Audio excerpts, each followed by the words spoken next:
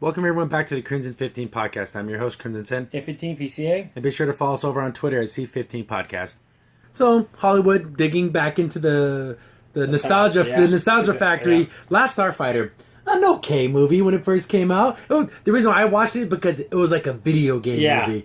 But it wasn't a real video game. But the thing is, this was more like my wheelhouse because I really did love this movie. Because for me, it's so funny because it's ultimate fantasy. Ooh, I can go to this video game, but it's really real, and they're going to come get me, and I get to be on the ship and it's like, the pilot. It's like they used this arcade machine to test people, and there's this one kid who's really super good at it, so you get to be the real Starfighter. So it was like what kind of game was it? It was like I wasn't playing game, it was a shooter. It's kind of like it was kind of like a time shooter, and you got to, it was the first person shooter, kind of like Star Wars was. Yeah. If I recall, I think that's what it was. And they just repurposed other game cabinets, because it never was really a real game. No. It was just for the movie or whatever. So it looks like there's going to be a reboot. But just I think it's worth doing because now we have way better graphics and stuff. So that's one thing. As much like the first Star Wars, my goodness, if someone go back and redo the CGI, it's so awful.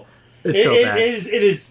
Oh my! I mean, it's like I can go on my brother's computer right now, Crimson, and we can do better. Yeah, that's how bad the CGI is. So looks like this is from comingsoon.net. Gary Whitta, I hope I'm saying that right. Yeah. He was a screenwriter for Rogue One and the Book of Eli. Then on his Twitter, he showed a bunch of concept art. Yeah. And the concept art looks great. I'll have it up on screen. Looks amazing. Yeah.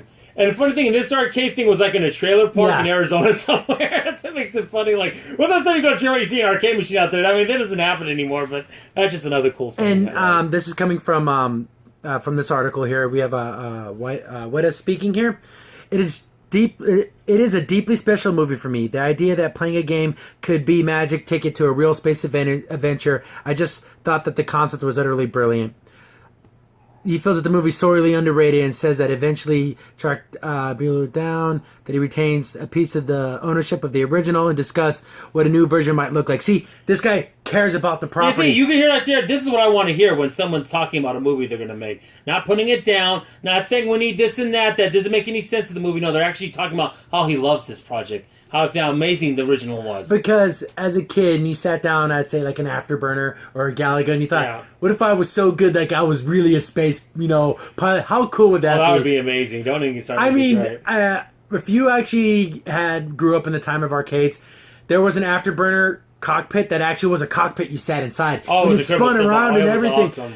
And in that moment, you were a fighter pilot. In your mind as a kid, it was the coolest thing ever. Oh, yeah. And imagine that actually being real and you got to really save the world. Yeah. How cool is that? And it's I love the fact that he remembers that. Yeah. And he wants to bring it back again. So he has heart. Yeah. That's so much. Well, the thing is, I kind of want this to be a sequel. I know he wants to reboot. How cool would it be? The original guy, he's out there been fighting. He's the captain, right? He's old now, but he has to come back down and get the new Starfighter. Do the same thing. How cool would that be? Now he's the older guy. Here, I ask you this, Paul. You're a fan of the film.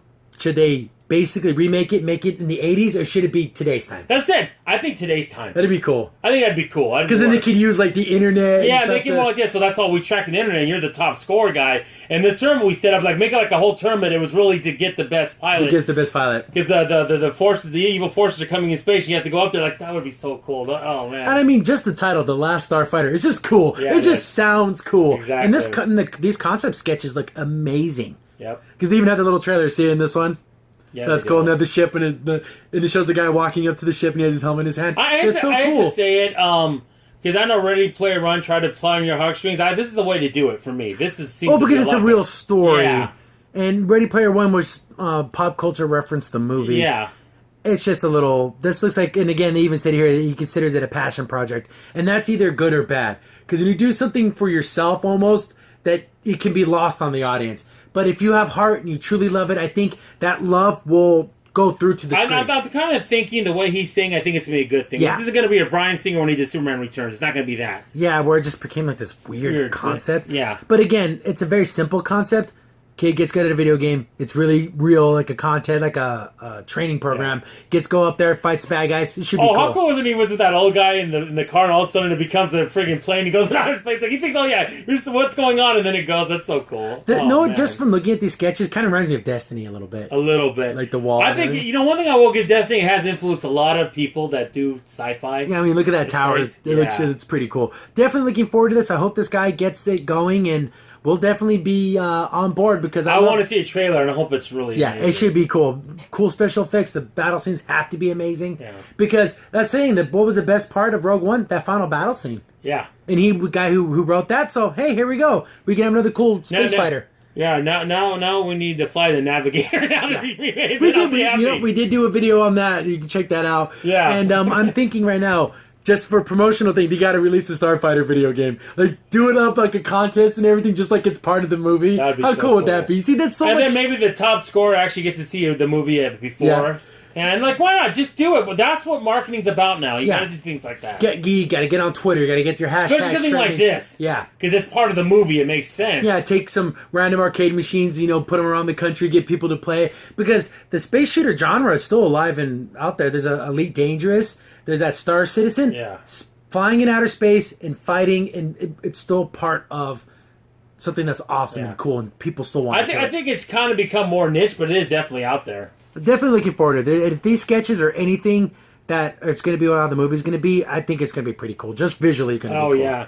And then I want to see how the lizard people look. How it'd be There's so much cool stuff they can do. Oh, yeah. I mean, again, I could just go on and on. It's just such a great pleasure to watch. It's so funny. Definitely go back and watch the movie, especially if you're a video game person, because that's the reason that drew me to the film. Is like, oh, it's cool. It's a video game. It's not a video game movie. It's a movie that has video games in it. I always thought, to me, it was kind of like the unofficial sequel to Tron. It just had that kind of feel to it. Like, oh, this is the evolution what Tron would be if they made a sequel.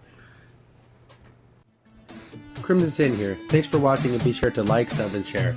Also, for the most up-to-date information about the podcast, follow us on Twitter at C15 Podcast.